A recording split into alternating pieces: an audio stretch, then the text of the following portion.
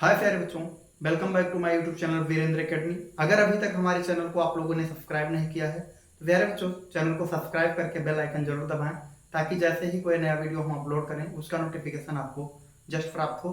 तो आइए देखते हैं, ये क्वेश्चन है क्लास 9th गणित का क्वेश्चन है, एक्सरसाइज 1.2 का तीसरा नंबर क्वेश्चन है। So how root 5 can be represented on the number line. यानी हम लोग को रूट 5 को नंबर लाइन पर रिप्रेजेंट करना है। तो इसमें यहाँ से ध्यान से देखेंगे प्यारे बच्चों, सबसे पहले हम लोग यहाँ पर देखेंगे पाइथागोरस थ्योरम हमको आना चाहिए। पाइथागोरस थ्योरम को पहले देख लेते हैं।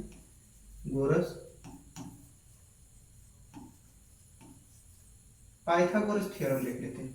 अब पाइथागोरस थ्योरम कैसे सिद्ध होगा, यहाँ से ध्यान से देखेंगे। ये एक राइट एंगल ट्रायंगल होगा जिसको पॉइंटिंग कर देते हैं ए बी और सी। ये हो गया, ये सी है। अब यहां से ध्यान से देखेंगे, ये हमारा क्या है, हाइपोटेन्यूस है। ये क्या है, एल्टीट्यूड है।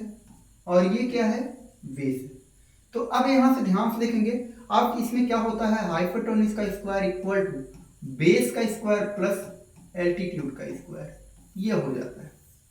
तो ध्यान से देखेंगे, यहां पर हम लोग रूट 5 को क्या लिख सकते हैं, क्या लिख सकते हैं, रूट 5 इक्वल टू लिख सकता हूं अंडर रूट 2 का स्क्वायर प्लस 1 का स्क्वायर।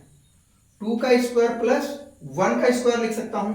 तो अब यहां से ध्यान से देखेंगे, ये क्या बन गया प्यारे बच्चों, ये है बेस और ये है एल्टीट्यूड। तो अब यहां से ध्यान से देखेंगे, एक नंबर लाइन बना लेते हैं, एक लाइन खींच लेते हैं। ये हो गया लाइन, ये हो गया हमारा क्या, लाइन। अब लाइन पर यहां से ध्यान से देखेंगे, ये यहां पर 0 हमने लिखा, ये 1 हो गया, 1 यहां हो गया 2 और यहां हो गया आपका 3। ऐसे ही सेम इधर -1 -2 -3 ऐसे चलेगा। तो अब यहां से ध्यान से देखेंगे, तो ये कितनी वैल्यू है प्यारे बच्चों, 2 है। कितना है, 2 है। तो यहां से यहां तक की वैल्यू क्या हो गई, यहां से यहां तक क्या आ गया, 2 आ गया।